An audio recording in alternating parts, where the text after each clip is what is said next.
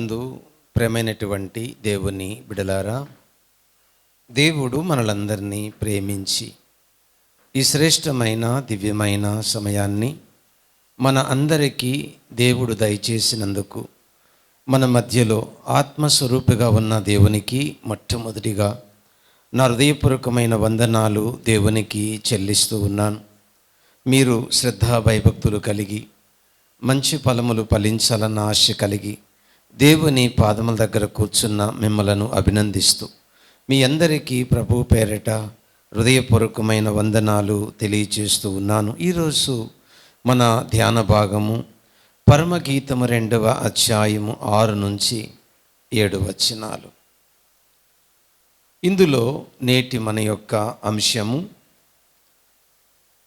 ప్రేమకు ఆటంకాలు, ప్రేమను పొందకుండా ఆటంకపరిచేవి ఏమిటి? ప్రేమను పొందకుండా ఆటంకపరిచేవి ఏమిటి అన్న అంశంలో 2 భాగాలుగా మనం ధ్యానం చేయబోతున్నాం.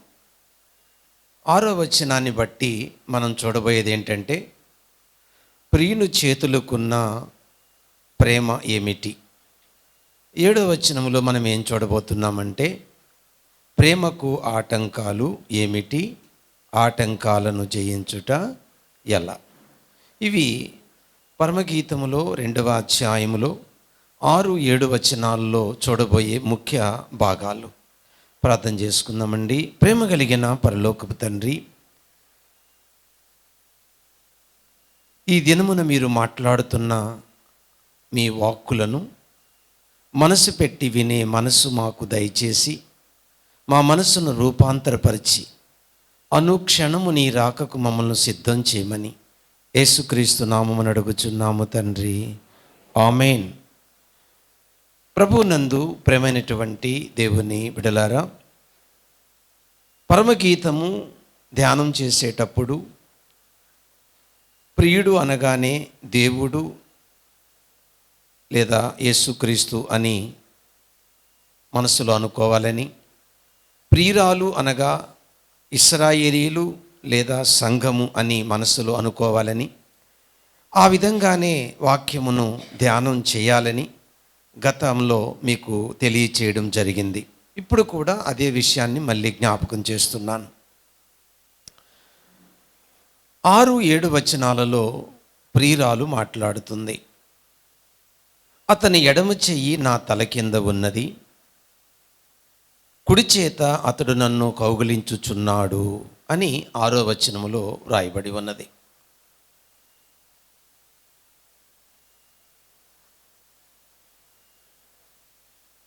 ప్రియుని యొక్క చెయ్యి లేక ప్రియుని యొక్క చేతులు ప్రియురాలుకు ఇచ్చే ప్రేమ సందేశము ఏమిటి? ప్రియుని యొక్క చేతులు ప్రియురాలుకు ఇచ్చే ప్రేమ సందేశం ఏమిటి? ఒక భార్యను భర్త అర్థం చేసుకోవడము చాలా కష్టం. ఒక అబ్బాయి వివాహమైన తరువాత తన భార్యను అర్థం చేసుకోవడానికి అనుభవం కలిగిన వారి దగ్గరికి వెళ్ళి అడిగాడు, అయ్యా నా భార్యను అర్థం చేసుకోవడం ఎలా అని. అనుభవం కలిగిన వారు చెప్పారట, మేము ఇంకా దాన్ని కనుగొనలేదు అని చెప్పారట. ఆ తర్వాత గూగుల్ తల్లి దగ్గరికి వెళ్ళి, ఒకవేళ గూగుల్ తల్లి చెప్తుందేమో అని అక్కడ బాగా అన్వేషణ చేశాడు. గూగుల్ తల్లి ఒక వైట్ పేపర్ ఇచ్చి చివరిలో నేను కూడా అన్వేషణలో ఉన్నానని చెప్పిందట. అంటే భార్యను అర్థం చేసుకోవడము అంత ఈజీ కాదు అని చెప్తున్నాను మీకు. సరే, భార్యను ఎలా సంతోషపెట్టాలి అన్న దాని మీద ఒక సర్వే జరిగింది. భార్య ఎప్పుడు అలుగుద్దో తెలియదు, ఎప్పుడు మౌనంగా ఉంటుందో తెలియదు, ఎప్పుడు నవ్వుద్దో తెలియదు, ఎప్పుడు ఏడ్చుద్దో తెలియదు. కానీ ఆమెను సంతోషపెట్టాలంటే ఏం చేయాలి అన్న దాని మీద ఒక సర్వే జరిగింది. ఆ సర్వేలో తేలిన విషయం ఏంటంటే, భార్యను సంతోషపెట్టడానికి 3 ప్రధాన కారణాలు కనుగొన్నారు. 1, ఆమెకి ఇష్టమైంది అడగకుండా తెచ్చే బహుమానం. 2, మాటలతో ఆమెని సంతోషపెట్టడం అంటే పొగడ్డం. 3, చెయ్యితో లేక చెయ్యి స్పర్శతో ఆదరించడం. ఈ మూడిట్లో దేనికొక దానికి ఆమె సంతోషిస్తుంది. కొందరు 3కి సంతోషించవచ్చు, కొందరు ఒకదానికి సంతోషించవచ్చు అని ఒక సర్వేలో తేలింది. సో ఇప్పుడు మనము ఇక్కడ తీసుకుంటున్న విషయం ఏంటంటే, ప్రియుని యొక్క చెయ్యి ప్రియురాలుకు ఇచ్చిన ప్రేమ సందేశం.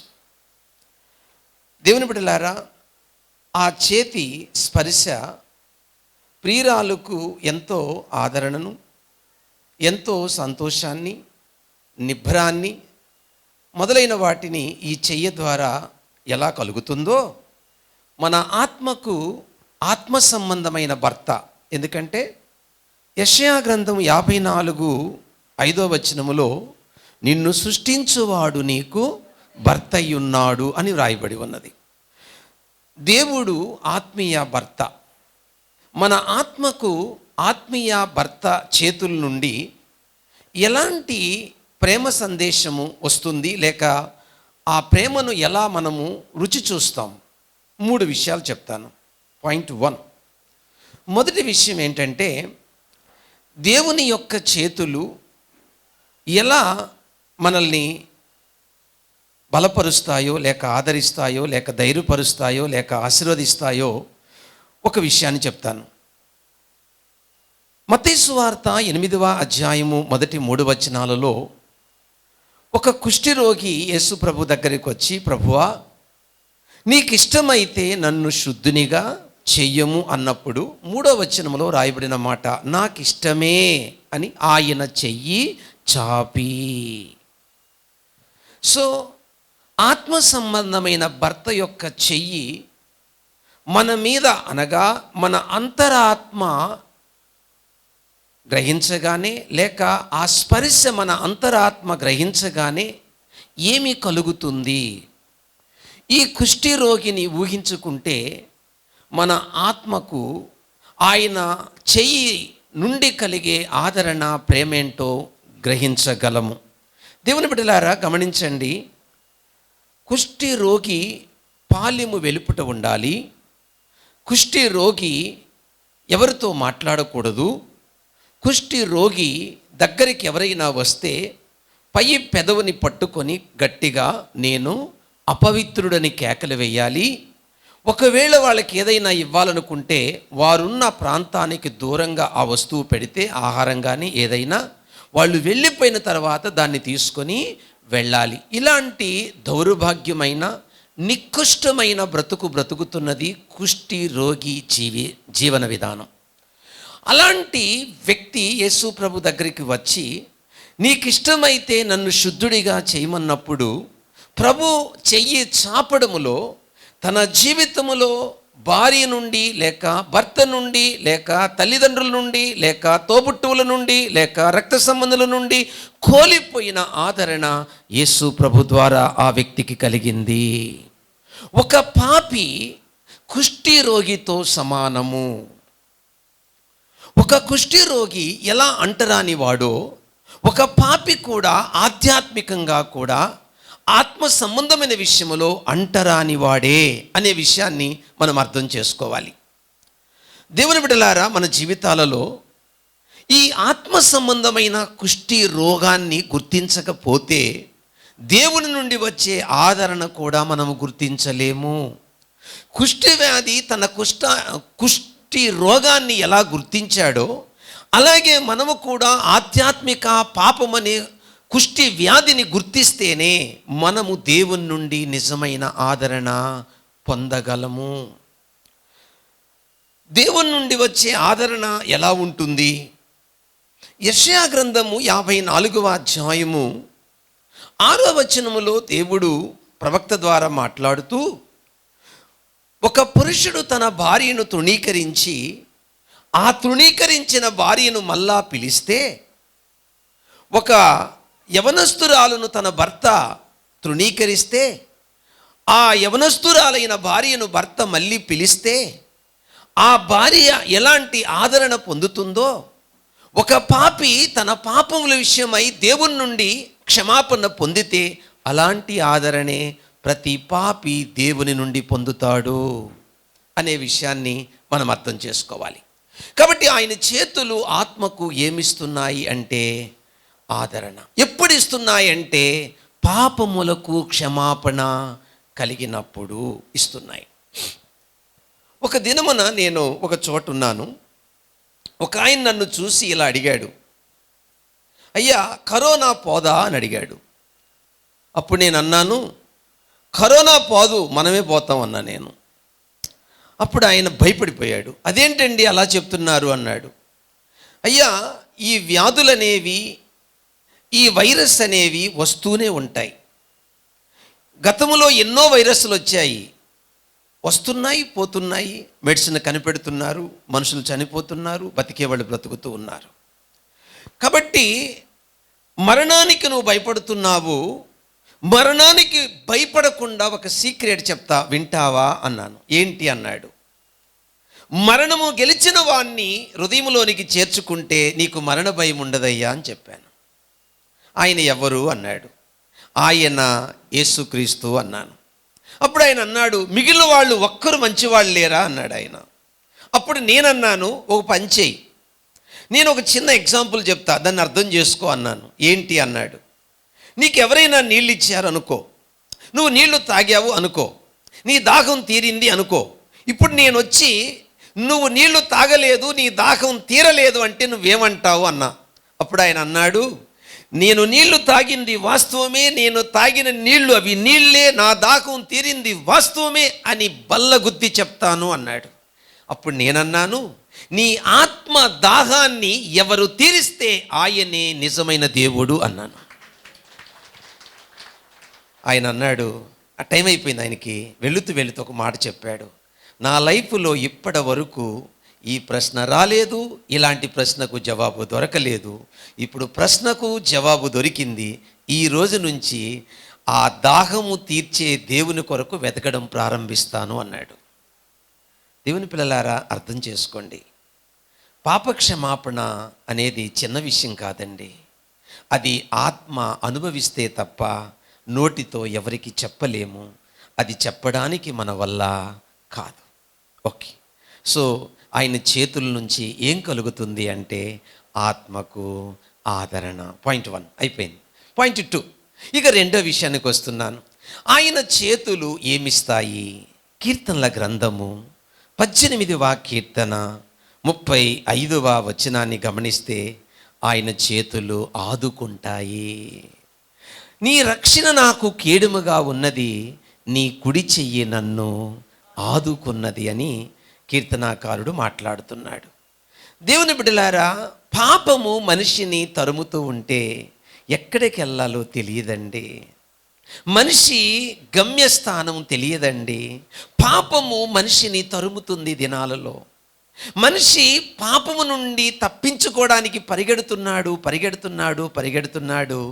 ఎక్కడికి పరిగెడుతున్నాడు అనంటే చివరికి నరకానికి పరిగెడుతున్నాడు, లేదా పాతాళ లోకానికి పరిగెడుతున్నాడు. ఒక దినమున ఒక సేవకుడు ఒక ఎడారి ప్రాంతములో ధ్యానం చేస్తూ ఉన్నాడు. ఆ సమయంలో చాలా పురుగులు కొండశిల నోట్లోకి వెళుతూ ఉన్నాయి. ఏంటని ఆయన ఆలోచన చేస్తూ ఉంటే ఆ కొండశిల కంటికి ఒక అయస్కాంతం లాంటి ఆకర్షణ ఉంది. ఆ ఆకర్షణకు ఈ పురుగులు గుర్తించినందున ఆ పురుగులన్నీ ఆ కొండశిల నోట్లోకి వెళ్ళిపోతున్నాయి. అట్లాగే ఈ లోకము పాపము అనే ఆకర్షణతో మనిషిని కామము, క్రోధము, మదమత్సరము, త్రాగుడు, వ్యభిచారము, జారత్వము, అపవిత్రత, ఇలా రకరకాల వాటితో ఆకర్షిస్తున్నాడు. తాత్కాలికమైన రుచిని, తాత్కాలికమైన సంతోషాన్ని, తాత్కాలికమైన ఉల్లాసాన్ని ఇవ్వడం వల్ల మనిషి వాటికి ఆకర్షింపబడి పడిపోతున్నాడు. ఆ తరువాత అది ఉగ్ర రూపం దాలుస్తుంది. కరోనా లాగా, ఎయిడ్స్ లాగా, రకరకాల వైరస్ లాగా ఉగ్ర రూపం దాల్చి మనిషిని తరుముతుంది, పాపము తరుముతుంది. ఇలా తరుముతుంటే మనిషి ఆ భయంకరమైన మరణము నుండి తప్పించుకోవడానికి ఎన్ని రకాల ప్రయత్నాలు చేస్తున్నాడంటే ఇక వర్ణించలేనన్ని ప్రయత్నాలు చేస్తూనే ఉన్నాడు. కానీ ఆదుకునే నాదుడు కనిపించలేదు.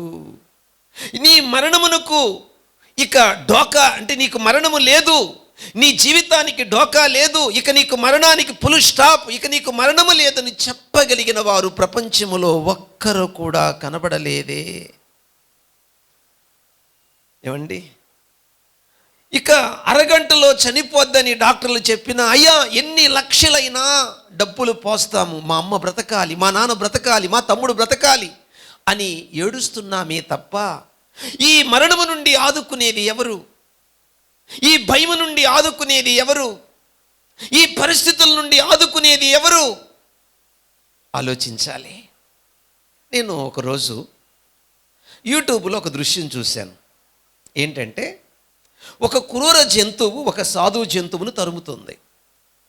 ఆ తరుముతూ ఉన్నప్పుడు ఇది తన ప్రాణరక్షణ కొరకై పరిగెట్టి పరిగెట్టి పరిగెట్టి పరిగెట్టి వెళ్తూ ఉంది. అది నదులు, కొండలు ఈ దాటుకొని దాంతోపాటు ఎదొస్తుంది, ఇది పోతుంది పోతుంది పోతుంది. ఒక చోటుకి వెళ్ళిన తర్వాత ఈ క్రూర జంతువు టక్కున బ్రేక్ వేసినట్టు ఆగిపోయింది.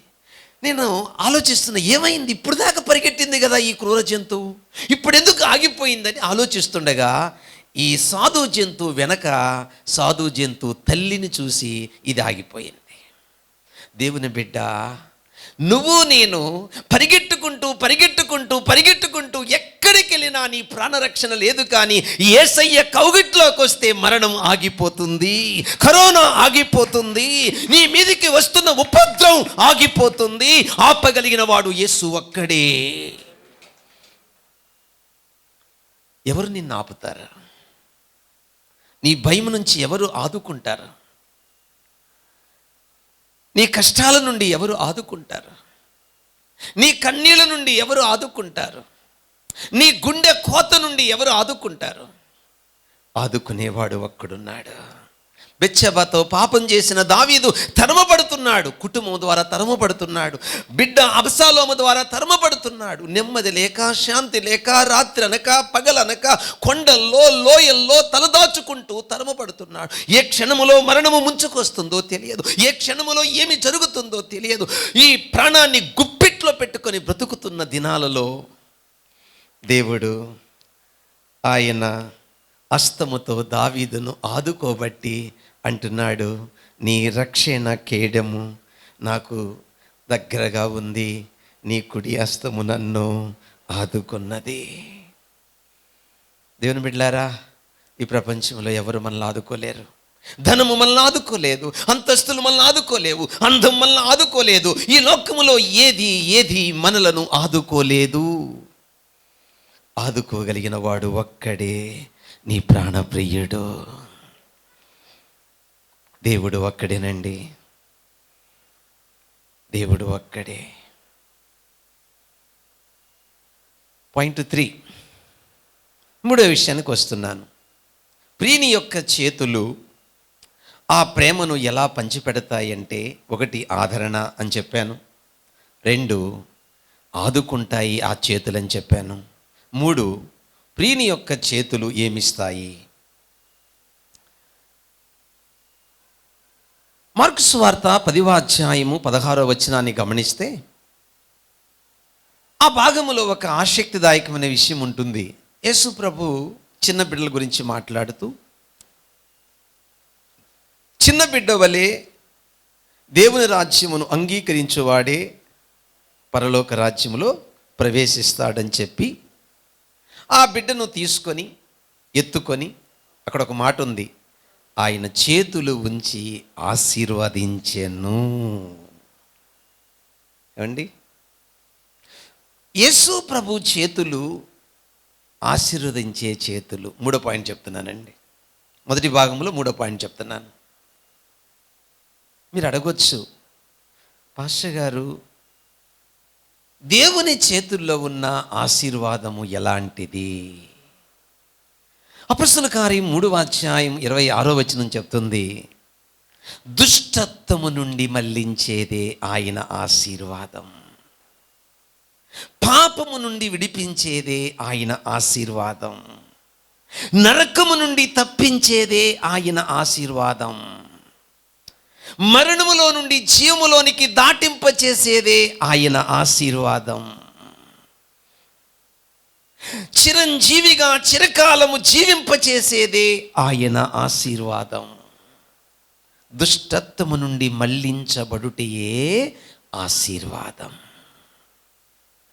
మీరు అడగొచ్చు, ఈ ఆశీర్వాదం ఎందుకు పాస్టర్ గారు? చెప్తాను. మత్తయి సువార్త 25వ అధ్యాయము 34వ వచనములో ఒక ఆసక్తిదాయకమైన మాట ఉంటుంది. రాజు కుడివైపున్న వారిని చూచి, నా తండ్రి చేత ఆశీర్వదించబడిన వారులారా.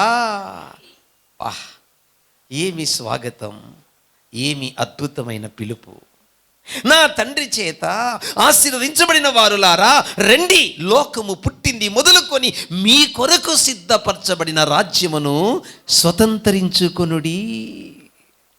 ఏమండి, దేదీప్యమానమైన ఒక రంగ వైభవంగా జరుగుతున్నటువంటి ఒక విందులో మహా మేధావులు, గొప్పవాళ్ళు, కోటేశ్వరులు అడుగు పెట్టగలరు కానీ నిరుపేద అడుగు పెట్టగలడా? కానీ ఈ పరలోక మహాపట్నములో, ఈ భూప్రపంచములో నీవు దేన్ని పోల్చలేవు. అంత దివ్య కాంతులతో విర్రజిమ్ముచున్న పరలోక మహాపట్టణములో గొప్పవాళ్ళకి స్థానం లేదు అక్కడ. మరి ఎవరికి ఉందయ్యా స్థానం? ఆత్మ విషయమై దీనులైన వారు ధన్యులు, వారికి పరలోక రాజ్యం. ఆయన ఆశీర్వాదము దుష్టత్వము నుంచి విడిపించింది. ఆయన ఆశీర్వాదము పరలోక రాజ్య ప్రవేశ అర్హతను ఇచ్చింది. ఇంకేముందయ్యా ఆయన ఆశీర్వాదంలో? సామెతల గ్రంథం 10వ అధ్యాయం 22వ వచనం చెప్తుంది, యెహోవా ఆశీర్వాదము ఐశ్వర్యమునిచ్చును. అబ్బా, నరుల కష్టముచే దేవుడిచ్చే ఆశీర్వాదం కంటే ఎక్కువ కాదు. అమ్మా, నీకున్నది చిన్న ఉద్యోగం కావచ్చు బాబు, నీకున్నది చిన్న వ్యాపారం కావచ్చు, అయ్యా నీకున్నది కొంచెము చిన్న ఇల్లు కావచ్చు, పచ్చడి మెతుకులు కావచ్చు. సారేపతి విధవరాలు గుర్తు రాలేదా? అమ్మా, నీకున్నది కొంచెం పిండి, నీకున్నది కొంచెం నూనె, నీ వెళ్ళి ఒక అప్పడం చేసుకొనిరా, ఆ తరువాత నీవు నీ బిడ్డలు అప్పడములు చేసుకోండి. ఉన్నదే ఒక అప్పడానికి ఆడపిండి. ఏమండి, నోట్ దిస్ పాయింట్.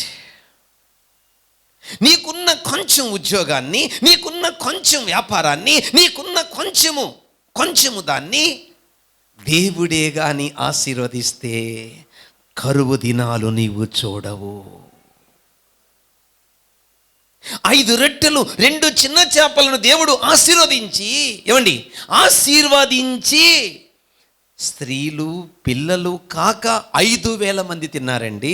5 రొట్టెలండి, 2 చిన్న చేపలండి.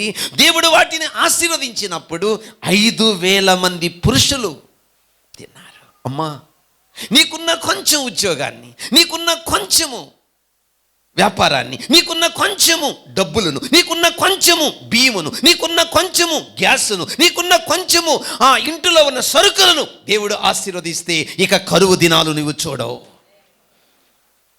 ఇదండి దేవుడంటే. నేను చూశాను. మార్తమ్మ అనే ఒక ఆమె నాకు ఇలా చెప్పింది, పాస్టర్ గారు, ప్రతి సంవత్సరం క్రిస్మస్ పండుగ జరిగేది, ఎంతమంది వస్తారని అడిగింది. ఒక 20 మంది వస్తామమ్మా, అడవి కదా భయపడతారన్నాను. అనుకోకుండా 70 మంది ఎక్కువయ్యారు. 70 మంది వచ్చేసారు. ఆమె 20 మంది వండిన అన్నం 70 మంది తింటారండి. ఆమె చెప్పింది, పాస్టర్ గారు, ఇది ఒక అడవి, సంత దినమును తప్ప సరుకులు దొరకవు, ఇప్పుడు వండడానికి ఏమీ లేవు, ఏం చేయమంటారు అని. నాకు 5 రొట్టెలు 2 చిన్న చేపలు గుర్తొచ్చాయి. వెళ్ళాను, 2 చేతులు చాపి, ప్రభువా, ఇదే భోజనము అందరు తినంగా అంత మిగల్చవా అని పసిబిడ్డ అడిగినట్టు అడిగాను. నమ్మండి, 72 మంది తిన్న తర్వాత అంత అన్నం మిగిలిందండి. That is faith. మన దేవుడు గొప్పవాడండి. భయపడుతున్నావా? నాకు చిన్న ఉద్యోగం. భయపడుతున్నావా?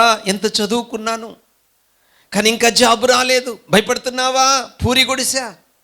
భయపడుతున్నావా? పేదరికం. భయపడుతున్నావా? కష్టాల గుండా వెళుతున్నాను.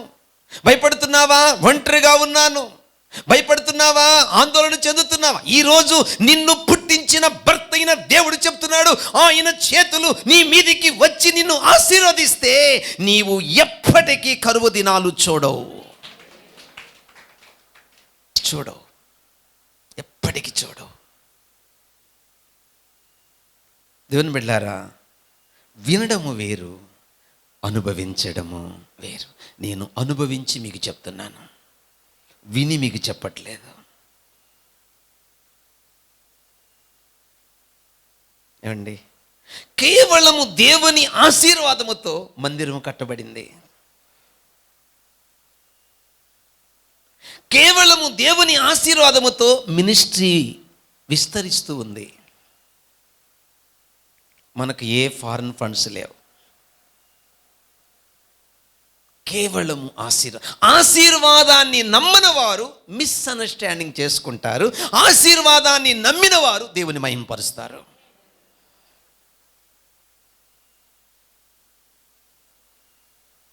దేవుని బిడ్డలారా, 3 విషయాలు చెప్పాను. ఆయన చేతులు ప్రియురాలుతో పోల్చబడిన ఈ ఆత్మకు 1 ఆదరణిస్తాయి, 2 ఆదుకుంటాయి, 3 ఆశీర్వాదాన్ని ఇస్తాయి. అయితే దేవుడిచ్చే ఆదరణకు, దేవుడిచ్చే ఆదుకునే ఆ యొక్క ఆశీర్వాదానికి, దేవుడిచ్చే ఆశీర్వాదం అనే ఆశీర్వాదానికి 3 ఆటంకాలు ఉన్నాయి మనకు. ఇప్పుడు మనం 7వ వచనాన్ని ధ్యానం చేయబోతున్నాం. పార్ట్ 2కి వచ్చామండి. 7వ వచనం. ఇప్పుడు 6వ వచనంలో ఏమని మాట్లాడింది? అతని ఎడమ చెయ్యి నా తల కింద ఉన్నది, కుడి చేత అతడు నన్ను కౌగిలించుకొనుచున్నాడు అని చెప్పి 7వ వచనానికి వచ్చేటప్పటికి, యెరూషలేము కుమార్తెలారా, పొలములోని ఇరులను బట్టి లేళ్లను బట్టి మీ చేత ప్రమాణము చేయించుకొని ప్రేమకు ఇష్టమగు వరకు కలతపరచకయు లేపకయు కలతపరచకయు ఉండుడని మిమ్ములను బ్రతిమాలు కొనుచున్నాను. ఎవ్రీ పోయిట్రీ, ఇది కావ్య గ్రంథం అండి. కావ్యము తెలుసు కదా, కావ్యం అంటే ఎంత అద్భుతంగా ఉన్నది. యెరూషలేము కుమార్తెలారా, ఈ ప్రియురాలు ప్రేమకు వీళ్ళు ఆటంకంగా ఉన్నారు. అర్థమవుతుందమ్మా? కాబట్టి మీరు మా ప్రేమకు ఆటంకంగా ఉండకుండా ఉండునట్లు మీరేం చేస్తారంటే, ఇక్కడ ఇరులు అది ఒక సంస్కృత భాష. వినండి జాగ్రత్తగా. ఇరులు అంటే మొగ దుప్పి లేక జింక అని అర్థం. లేళ్ళు అంటే ఆడ దుప్పి లేక ఆడ జింక అని అర్థం. యెరూషలేము కుమార్తెలారా, మొగ దుప్పి మీద ఆడదుప్పి మీద ప్రమాణం చెయ్యండి. ఏమని?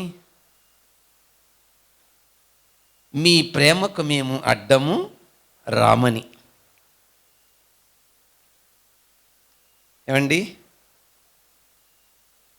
పొలములోని ఇరులను బట్టి లేలును బట్టి మీ చేత ప్రమాణము చేయించుకు ప్రేమకు ఇష్టమగు వరకు లేపకయు కలతపరచకయు. దేవుని ప్రేమ మనం పొందామండి. ఆ ప్రేమను అనుభవించి మనం ఏం చేయాలి? స్పందించాలి కదా. అలా స్పందించకుండా 3 అడ్డపడుతున్నారు. ప్రియుని ప్రేమకు స్పందించకుండా వీళ్ళు ఏమయ్యారు? ఆటంకపరుస్తున్నారు. ఎవరు? యెరూషలేము కుమార్తెలు.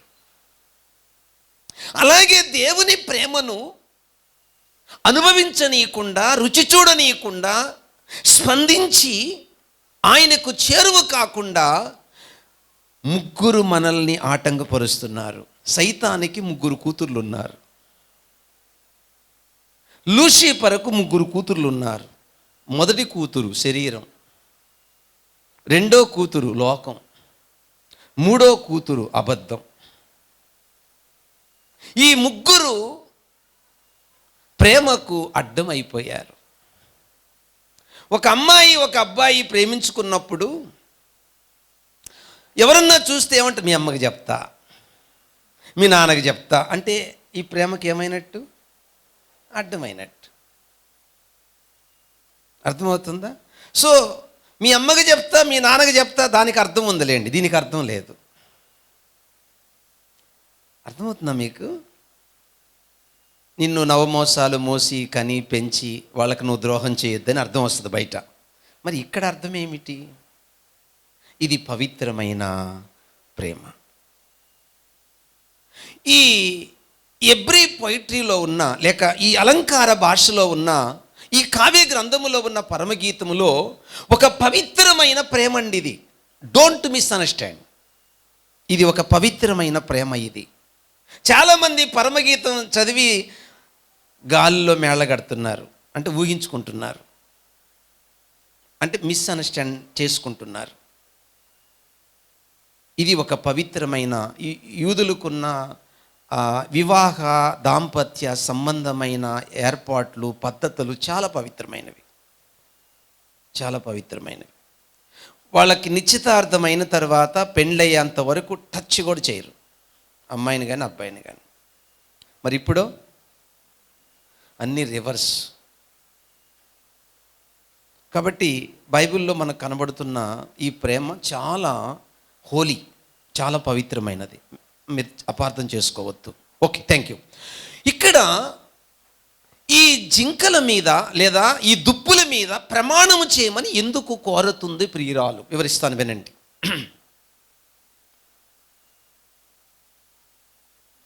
దుప్పి గురించి బైబిల్ ఏం చెప్తుంది? ద్వితీయోపదేశకాండం 15:22లో దుప్పి అనేది పవిత్ర జంతువుల్లో చేర్చబడింది. పాయింట్ 1. దుప్పి గురించి అర్థమైతేనే దుప్పి మీద ఎందుకు ప్రమాణం చేయాలని కోరిందో మనకు అర్థమవుతుంది కదండి. కీర్తన గ్రంథము 42వ కీర్తనలో దుప్పికున్న గుణం ఏంటంటే నీటి వాగుల కొరకు అది ఆశపడుతుంది. తర్వాత వివరిస్తాను, ముందు దుప్పి గురించి వినండి. లేఖనం చెప్తుంది. ఏం చెప్తుంది లేఖనం? సామెతల గ్రంథం 5వ అధ్యాయం 19వ వచనములో దుప్పి చాలా అందంగా ఉంటుంది. యెషయా గ్రంథం 35వ అధ్యాయము 19వ వచనాన్ని గమనిస్తే దుప్పి ఆనందముతో గంతులు వేస్తుంది. యెషయా గ్రంథం 51వ అధ్యాయం 19వ వచనం గమనిస్తే దుప్పి అమాయకురాలు, వల్లో ఈజీగా చిక్కబడుతుంది. ఎన్ని విషయాలు చెప్పాను దుప్పి గురించి? దుప్పి పవిత్రతకు, దుప్పి నీటి వాగుల పట్ల ఆశకు, దుప్పి అందానికి, దుప్పి ఆనందముతో గంతులు వేయుటకు. 5, దుప్పి ఈజీగా వలలో చిక్కబడుతుంది. అమాయకు అంటే పాముల వలె వివేకులను, పావురముల వలె నిష్కపటము అలాగా వస్తుంది భావం. అందుకని వాళ్ళ దృష్టిలో ఈ దుప్పి చాలా ఇష్టంగా కోరుకుంటారు. ఫర్ ఎగ్జాంపుల్, భార్య భర్తను నమ్మలేదనుకో, ప్రమాణం చేయమంటది భార్య. ప్రియురాలు ప్రియుణ్ణి ప్రమాణం చేయమంటది. ఎవరి మీద ప్రమాణం చేయమంట చెప్పండి? ఇతనికి ఎవరంటే ఇష్టమో, కొడుకంటే ఇష్టం అనుకో, కొడుకు మీద ప్రమాణం చేయమంటది. కూతురంటే ఇష్టం అనుకో, కూతురు మీద ప్రమాణం చేయమంటది. వాళ్ళ అమ్మంటే ఇష్టం అనుకో, మీ అమ్మతోడని అంటది. అవునా కాదా? కాబట్టి యెరూషలేము కుమార్తెలారా, పొలములోని ఇరలను బట్టి లేళ్లను బట్టి మీ చేత ప్రమాణము చేయించుకొని. ఎందుకు అడుగుతుంది ప్రియురాలు అంటే వాళ్ళకి ఈ దుప్పులంటే అంత ఇష్టం, అంత గౌరవం. ఆ దినాలలో ప్రమాణాలు ఎందుకు వచ్చాయండి? నిజాన్ని నిర్ధారించడానికి ప్రమాణాలు చేసేవారు. Question mark. ఇప్పుడు ప్రమాణాలు ఎందుకు చేస్తారంటే అబద్ధాన్ని నమ్మించడానికి ప్రమాణాలు చేస్తారు. అందుకే యేసు ప్రభు చాలా క్లారిటీగా, క్లియర్గా ఏం చెప్పాడంటే, మీరు ప్రమాణాలు చెయ్యొద్దు, వాటి విషయమై మీరు దేవునికి లెక్క అప్పగించాలి, ఆకాశం తోడు అనొద్దు, ఆయన సింహాసనము భూమి తోడు అనొద్దు, ఆయన పాదపీఠము తల తోడు అనొద్దు, ఎరుపు నలుపు మీరు మార్చలేరు, కాబట్టి మీరు ప్రమాణాలు చేయొద్దు. అప్పుడు ప్రమాణాలు వేరు, ఇప్పుడు ప్రమాణాలు వేరు. ఒక్క కోర్టులో తప్ప ఎక్కడ ప్రమాణాలు మనం చేయకూడదు. కోర్టులో అది లా, అది చట్టం. బయట మనం ప్రమాణాలు నేను ఒకటే చెప్తున్నా, ఎవరైనా మాటికి సీటికి మాటికి ప్రమాణం చేస్తున్నారంటే వాళ్ళు ఆడేది పచ్చి అబద్ధం. గుర్తుపెట్టుకోండి. నిజమైన క్రీస్తు రక్తములో కడగబడిన బిడ్డ ప్రమాణాలు చెయ్యడానికి ధైర్యము చాలదు. ఎందుకంటే మీ మాటలు అవునంటే అవును, కాదంటే కాదు, ఇంతకు మించి వచ్చింది దుష్టుడి నుండి పుట్టింది. ఏంటది? అబద్ధం. ఓకే, ఆన్సర్ దొరికిందా? ఏం దొరికిందో ఏమో. ఏం దొరికిందా ఆన్సర్?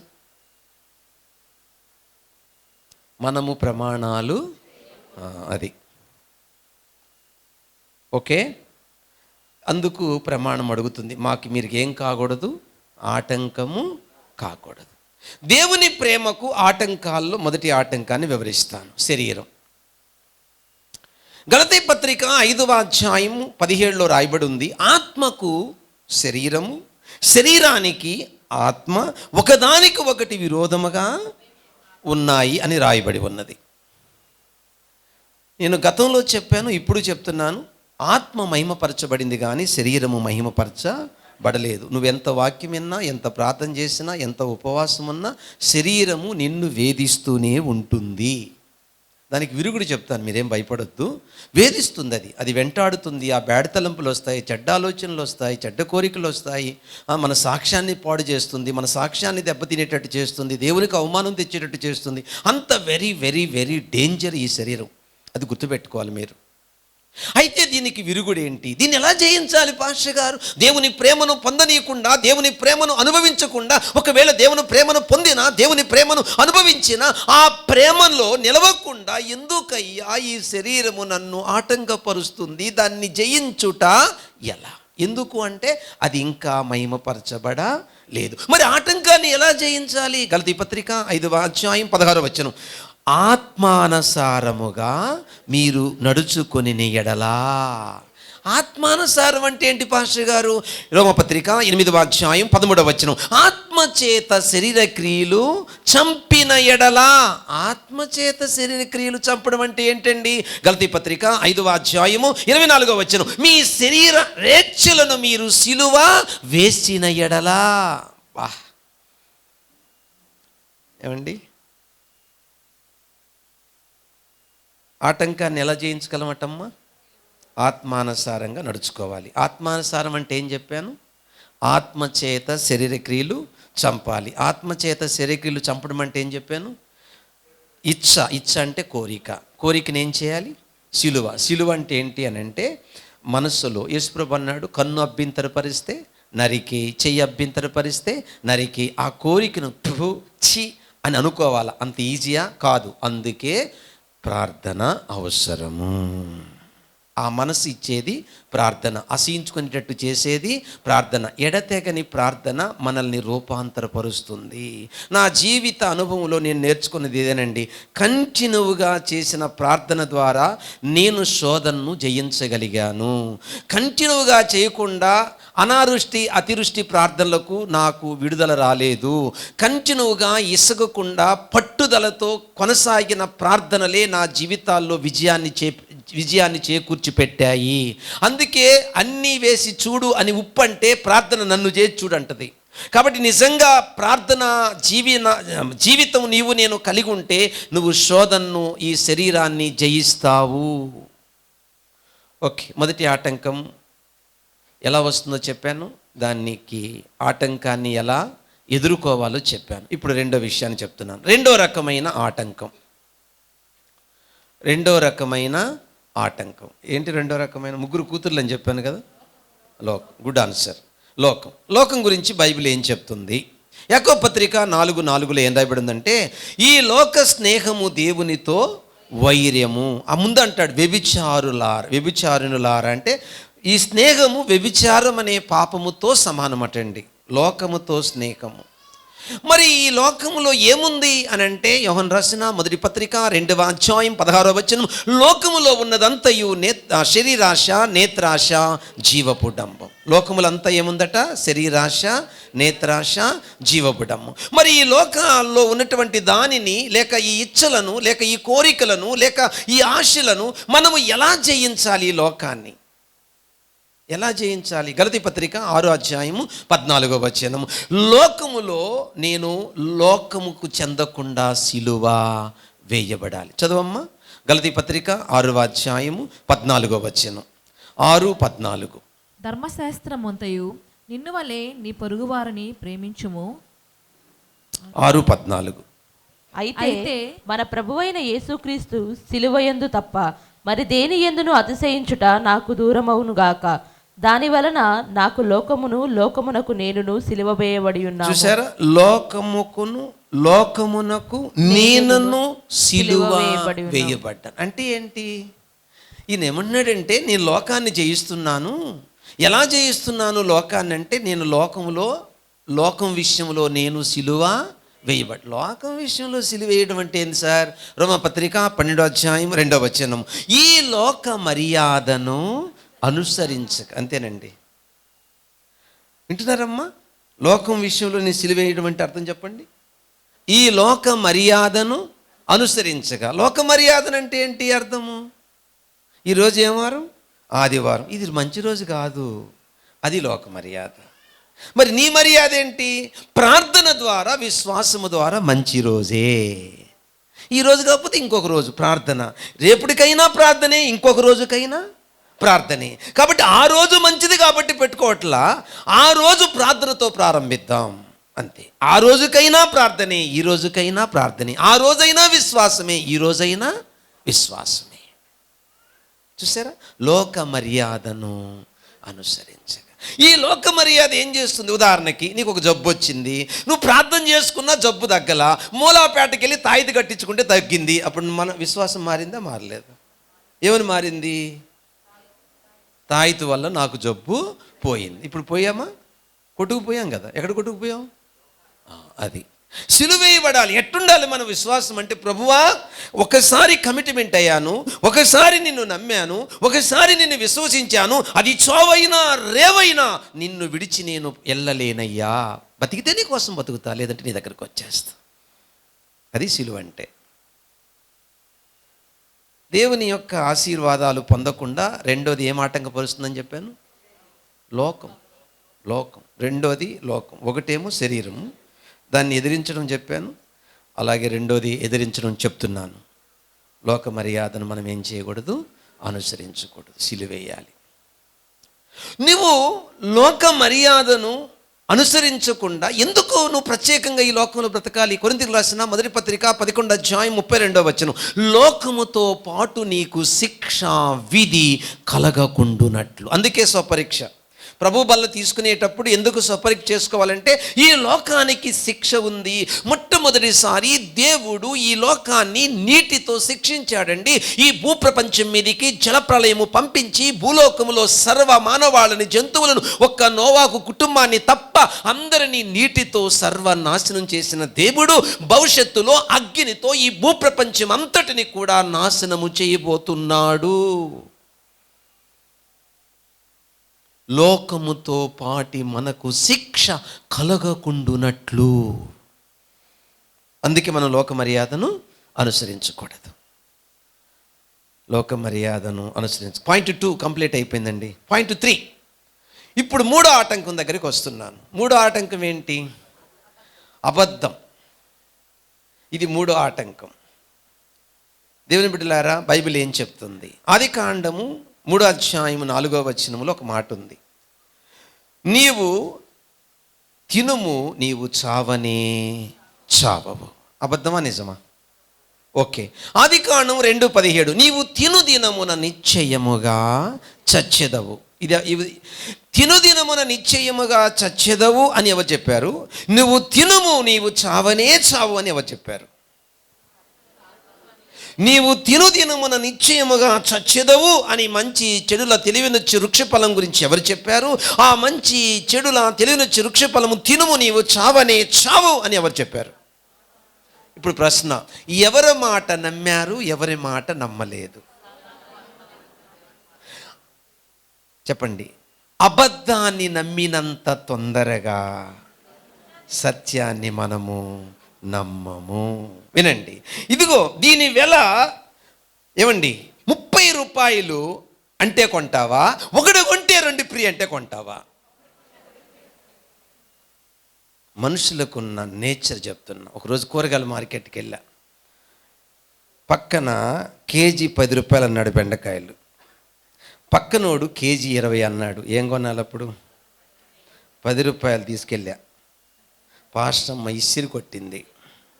కారణం ఏంటి? దాంట్లో ముదుర్లు ఉన్నాయి, పురుగులు ఉన్నాయి. పక్క అబ్బాయి నాతో వచ్చి 20 రూపాయలది కొన్నాడు, ఒక్కటి బోల. అదే లాస్ట్ అండ్ ఫైనల్ డే నా జీవితంలో నిర్ణయం తీసుకుంది. చీప్ అండ్ బెస్ట్ కాదు, యూజ్ అండ్ త్రో. దేవుని బిడ్డలారా, మన జీవితంలో అబద్ధాన్ని నమ్మినంత త్వరగా సత్యాన్ని నమ్మడం లేదు. అందుకే బైబిల్ ఏం చెప్తుందంటే, యోహాను రాసిన సువార్త 8వ అధ్యాయం 44వ వచనంలో, వాడి స్వభావమును అనుసరించేవాడు అబద్ధము ఆడతాడు. వాడి మాటలోనే. అందుకే చూడండి, ఎప్పుడైనా ఒక వ్యక్తి అబద్ధాలు ఆడుతున్నాడంటే వాడు సాతానికి బిడ్డ అని అర్థం. ఎవరైనా మీలో ఇక్కడ కూర్చున్న వాళ్ళల్లో మీరు నోరిప్పితే అబద్ధాలు ఆడుతున్నారంటే సైతానుకు కూతుర్లు కొడుకులు అని అర్థం. నవ్వొద్దు, ఏడవండి మీరు అబద్ధం ఆడితే. అబద్ధాలు ఆడకూడదండి. అబద్ధములకు జనకుడు అంటే తండ్రి. అబద్ధాలు ఆడకూడదు, గుర్తుపెట్టుకోండి. మన మాటలు అవునంటే అవును, కాదంటే కాదు. తెలివి ఉపయోగించాలి. పాముల వలె వివేకులను, పావురముల వల్లే. కొంతమంది ఊరికూరికి వచ్చి డబ్బులు అడుగుతుంటారు. డబ్బులు అది ఒక వ్యాపారం వాళ్ళకి. వాళ్ళ దగ్గర కొంచెం తెలివిగా బతకండి. ఓకే అండి. మరి ఎలా అబద్ధాన్ని జయించడం? యోహాను రాసిన సువార్త 8వ అధ్యాయం 45వ వచనం చదవండి. యోహాను రాసిన సువార్త 8వ అధ్యాయము 45వ వచనం. నేను సత్యమునే చెప్పుచున్నాను గనుక చూసారా, మీరు నన్ను నమ్మరు. సత్యాన్ని నేను చెప్తుంటే ఏం చేయట్లేదు మీరు. ఇప్పుడు వీరు కూడా చెప్పండి, సత్యాన్ని నమ్మితే ఏమి నమ్మం? ఇప్పుడు కాశీరోకి ఏమిస్తారు? దొంగ నోట్లు ఇస్తారా, ఒరిజినల్ నోట్లు ఇస్తారా లెక్క పెట్టమని? బ్యాంకీలో ఉన్న ఒక క్యాషియర్కి ఏమి ఇస్తారు చెప్పండి? ఒరిజినల్ నోటు ఇస్తారా, దొంగ నోట్లు ఇస్తారా? ఒరిజినల్ నోటు కనిపెడితే ఏం కనిపెట్టొచ్చు ఈజీగా. అట్లాగే ఒరిజినల్ని, వాస్తవాన్ని, సత్యాన్ని నమ్మడం అలవాటు చేసుకుంటే అబద్ధాన్ని తరిమి తరిమి కొట్టొచ్చండి. నిజాన్ని నమ్మడం నేర్చుకోండి, సత్యాన్ని నమ్మడం నేర్చుకోండి. ఇప్పుడు ఒకసారి వెనక్కి వెళ్ళి మళ్ళీ ముగింపుకు వస్తాను. దేవుడు చేతులు మనకి ఏమిస్తాయి? ఆత్మకి. అబద్ధమా నిజమా? ఇప్పుడు శరీరం ఏం చెప్తున్నాయి చెప్పమ్మా? దేవుని చేతులు ఆత్మకు ఆదరణ ఇస్తే శరీరం ఏం చెప్తుంది? ఎవరు మాట్లాడరేంటి? అదంతా నీ భ్రమ, అదంతా నీ భ్రమ. మరొక జీవితం లేదు, మరొక జన్మ లేదు. అదే మరొక జీవితం అంటే పరలోకం లేదు, నిత్యత్వం లేదు. ఇదంతా భ్రమ. ఈ బతికిన 4 రోజులే. తిను, త్రాగు, సుఖించు. నీకేమైనా మెంటలా? ఇప్పుడు దాకా నోరెందుకు కట్టుకుంటావు? అవకాశం వచ్చింది, యూజ్ చేసుకో. అప్పడంగా వచ్చిన సొమ్ము తిను. నీ భార్య కాకపోతే, నీ భర్త కాకపోతే ఇంకొకటితో పో. ఇప్పుడు వద్దనుకొని నాకు నువ్వొద్దు, నువ్వెవరు వద్దని ఇలా నిష్ఠగా బతికి ఎక్కడ పోతావు? ఏం లేదు, నరకం లేదు, పర్లేదు. నీ భ్రమ అంటే నమ్మేస్తున్నావు. ఒక పక్క ఆయన కొట్టుకుంటున్నాడు, ఒరే నరకం ఉందిరా, పరలోకం ఉందిరా, నిత్యత్వం ఉందిరా, అక్కడ అగ్ని ఆరదు, పురుగు చావని నరకం ఉందిరా, దేవుని రాజ్యము, నీతి, సమాధానం ఉందిరా. నీ కొట్టుకుంటూ వీడు పక్కన చేరంటున్నాడు, ఒరే మెంట్లోడా, తినరా, తాగరా, సుఖించరా అని చెప్తున్నాడు వీడు పక్కన చేరి. మనిషి సత్యాన్ని నమ్మట్లేదు, అబద్ధాన్ని నమ్ముతున్నాడు. ఏమండి, దేవుడు అంటున్నాడు నేను మిమ్మల్ని ఆదుకుంటానంటే, వీడంటున్నాడు మనల్ని ఆదుకునేది ఎవరా? రాజకీయం. మనల్ని ఆదుకునేది ఎవరా? ధనం. మనల్ని ఆదుకునేది ఎవరా? అంతస్తులు, లోకం. అర్థమైందా? ఏముండాలి ఈ రోజుల్లో? డబ్బు డబ్బు డబ్బు. సంపాది కోట్లు సంపాది. ఎందుకు? అది నిన్నేం చేస్తుంది? ఆదుకుంటుంది. నీకేమిస్తుంది? పలుకుబడి. నీకేమిస్తుంది? హోదా. నీకేమిస్తుంది? లోకంలో గౌరవం. ఈ మెంట్ల నీకా? సంపది. చర్చి లేదు, గుడి లేదు, ఏమి లేదు, సంపది అని చెప్తున్నాడు పక్కన చేరి. ఏం నమ్ముతున్నాం మనం? ఎన్ని ఆదివారాలు మానేసాం? ఎన్నిసార్లు దేవుని పక్కన పెట్టి సంపాదన కొరకు వెళ్ళిపోయాం మనం? అబద్ధాన్ని నమ్ముతున్నాం, సత్యాన్ని నమ్మట్లేదు. అబద్ధాన్ని నమ్ముతున్నాం. ఆటంకం. అర్థమైందా? ప్రేమకు ఇష్టమగు వరకు లేపకయు కలతపరచకయు ఉండుడని మిమ్మలను బ్రతిమాలుకొనుచున్నాను. ఆ ప్రేమతో ఉన్న కనెక్ట్ అండి, ఆ ప్రేమతో ఉన్న రిలేషన్, ఆ ప్రేమతో ఉన్న సంబంధం కొరకు ఎలా తప్పిస్తుందో ఈ ప్రియురాలు, నీవు అలా తప్పించుదువుగాక. ప్రార్థన చేసుకుందాం. అందరం లేచి నిలబడదాం. చెప్పండి, మన అంశం ఏంటి? ప్రేమను పొందకుండా ఆటంకపరిచేవి ఏమిటి?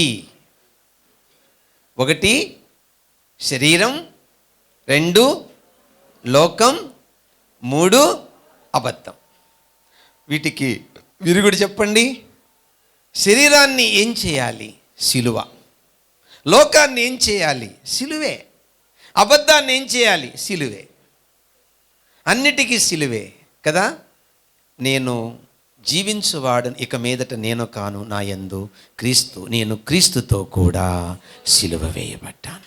దేవుని బిడ్డలారా, ప్రభు బల్ల తీసుకునేటప్పుడు ఆయన శరీరాన్ని, ఆయన రక్తాన్ని ఎందుకు తీసుకుంటున్నాము అని అంటే, ఆత్మ మహిమపరచబడింది కానీ శరీరం ఇంకా మహిమపరచబడలేదు. శరీరం వల్ల మనము జారిపోయే అవకాశాలు ఉన్నాయి, పడిపోయే అవకాశాలు ఉన్నాయి, అబద్ధమాడే అవకాశాలు ఉన్నాయి, మాట తప్పే అవకాశాలు ఉన్నాయి. ఇలాంటి లోపాలను ఏం చేయాలి? మనము పరీక్షించుకొని దిద్దుకొని ఏడవాలి. ప్రభువా, ఇంకా నాలో లోపము ఉంది, ఇంకా పాపము నన్ను తరుముతుంది. ఎప్పుడైతే నువ్వు అలా పశ్చాత్తాపడతావో, ఇప్పుడు చెప్పండి, ఆయన చేతులు నిన్నేం చేస్తాయి? నెంబర్ 1 ఆదరిస్తాయి. 2 ఆయన చేతులు ఏం చేస్తాయి? Good answer, ఆదుకుంటాయి. 3 ఆయన చేతులు నిన్ను ఏం చేస్తాయి? ఆశీర్వదిస్తాయి. దేని నుండి? దుష్టత్వము నుండి, పాపం నుండి విడిపించి నిన్ను ఆశీర్వదించి ఒక దినము నీకు స్వాగతం పలుకుతాయి. ఏమని? నా తండ్రి చేత ఆస్వాదించబడిన వారులారా రండి, మీకోసమే ఈ వైభవం, మీకోసమే ఈ ఐశ్వర్యం, మీకోసమే ఈ ఆనందం, మీకోసమే ఈ దేదీప్యమానమైన పరలోకం, మీకోసమే ఆ పరలోకములో ఆ జింక, ఆ దుప్పి గంతులు వేసినట్టు దేవుని రాజ్యంలో గంతులు వేసే రోజులు రాబోతున్నాయి.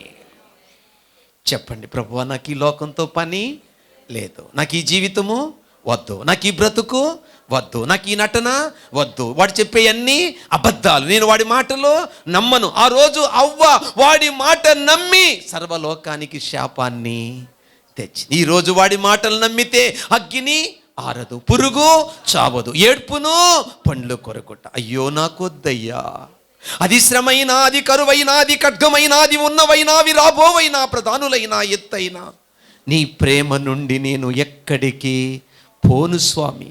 ఈ ప్రియురాలు ఆ ప్రియుని యొక్క ప్రేమ కొరకు ఎలా తప్పిస్తూ పొలములోని ఈరలను బట్టి లేలను బట్టి మీ చేత ప్రమాణము చేయించుకొని, ఇదిగో ప్రేమకు ఇష్టమగు వరకు లేపకయు కలతపరచకయు ఉండుడని బ్రతిమాలుకొనుచున్నా. నేను కూడా నిన్ను బ్రతిమలాడుకుంటా. అయ్యా, నన్ను ఆటంకపరిచే ఈ శరీరం, నన్ను ఆటంకపరిచే ఈ లోకం, నన్ను ఆటంకపరిచే ఈ అబద్ధము నుంచి నన్ను కాపాడమని రోజు నిన్ను బ్రతిమలాడుకుంటా. నీవు లేకుండా బ్రతకలేను, నువ్వు లేకుండా ఉండలేను, నువ్వు లేకుండా జీవించలేను. నీవు లేని దినము కాదు, నీవు లేని రోజు కాదు. ఈ డబ్బు, ఈ కులము, ఈ అందము, ఈ ఆస్తులు నా వెంట రావు. నాకు నువ్వు కావాలి. I love you Jesus, I want you Jesus. నువ్వు లేకుండా నేను బ్రతకలేను, నువ్వు లేకుండా నేను జీవించలేను. ప్రభువా నాకు సహాయం చేయి, పడిపోకుండా నన్ను నిలబెట్టు, పడిపోకుండా నన్ను నిలబెట్టు.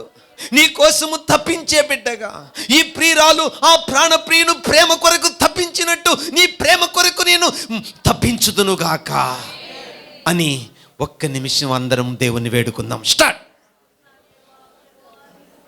ఎవరు మౌనంగా ఉండొద్దండి ప్లీజ్. Open ever mouth.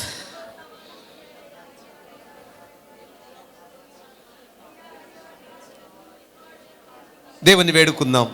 యవనస్తుడా దేవుని వేడుకో, యవనస్తురాలా దేవుని వేడుకో.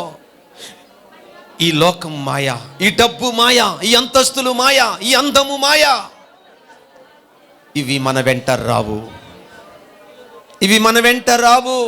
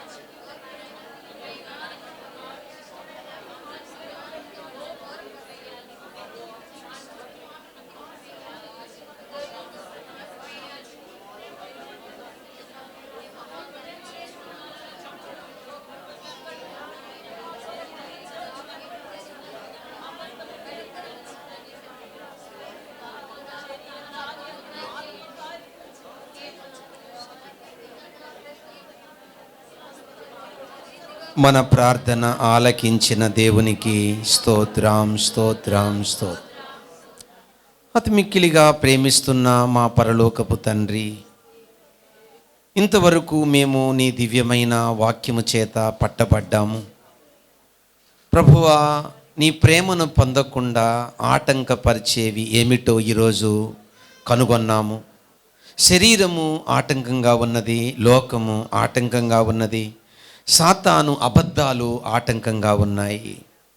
ప్రభువా, వీటిని జయించాలంటే సిలువ వేయాల్సిందే. ఆ సిలువ వేసే శక్తి ప్రార్థన ద్వారానే కలుగుతుంది. కాబట్టి ఎడతెగని ప్రార్థనా జీవితం మాకు జయ జీవితాన్ని ఇస్తుంది. వాక్యం మీద మనసు పెట్టి వాక్యాన్ని నమ్మినప్పుడు జయ జీవితం వస్తుంది.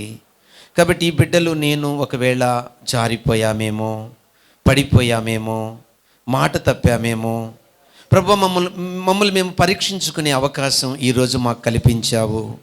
ఇంకా అబద్ధాలు ఆడుతున్నామేమో, ఇంకా భార్యను లేక భర్తను లేక తోబుట్టువులను తల్లిదండ్రులను మోసం చేస్తున్నామేమో, ఇంకా మా జీవితంలో తప్పడుగులు వేస్తున్నామేమో, ఇంకా మాలో లోపాలు ఉన్నాయేమో, ఆ లోపాలను మేము గుర్తించట్లేదేమో, మేము లోపాలకు లొంగిపోతున్నామేమో, శరీర ఇచ్చలకు లొంగిపోతున్నామేమో, వాటిని సిలువేయట్లేదేమో. అలాగాని జరగకపోతే లోకం మీద ఉగ్రత రాబోతుంది. లోకంతో పాటు మేము నాశనం కాకుండా ఉండాలని మీరు మమ్మలను శిక్షిస్తున్నారు. మీరు మమ్మలను హెచ్చరిస్తున్నారు, మీరు మమ్మలను గద్దిస్తున్నారు. మీ గద్దింపుకు లోబడకపోతే, మీరు చెయ్యి చాపినప్పుడు మేము రాకపోతే, అయ్యో ఉగ్రత దినమున ఎవరు రక్షిస్తారు మమ్మల్ని? ఆపద దినమున ఎవరు రక్షిస్తారు? మాకు హఠాత్తుగా ఆపద వస్తే నవ్వుతానన్నావు. మీ మాట వినకపోతే, మీకు లోబడకపోతే, కాబట్టి ఈ బిడ్డలు నేను మీకు లోబడి భయముతో వణకతో మమ్మల్ని మేము దిద్దుకున్నాము, మా లోపాలను ఒప్పుకున్నాము, బ్రతిమలాడుకుంటున్నాము. ఆ ప్రియురాలు, ఆ ప్రియుని యొక్క ప్రేమను పొందడానికి యెరూషలేము కుమార్తెలారా, ఆ యొక్క దుప్పి మీద ప్రమాణం చేసి చెప్పండి మా జోలికి రామనని. అట్లా ఈ శరీరాన్ని జయించడంలో, పాపాన్ని జయించడంలో, లోకాన్ని జయించడంలో ప్రార్థన అనే బ్రతిమాలుకునే అనుభవం నీతో మాకుండునుగాక. అటువంటి ప్రార్థనా జీవితము ఉంటే లోకంపై, శరీరంపై మీరు మాకు జయమిస్తారు. ఆ జయ జీవితాన్ని బట్టి మీ ప్రేమను అనుభవిస్తాము. ఆ ప్రేమను రుచూచిన మేము యుగయుగాలు ఒక ప్రియుడు ప్రియురాలు కలిసి ఒక చోట నివసించినట్టు పరలోకములో నీతో మేము నివాసము చేయబోతున్నాము. అట్టి కృప ఈ బిడ్డలకు నాకు ఇమ్మని యేసుక్రీస్తు నామమున అడుగుచున్నాము తండ్రి. ఆమేన్.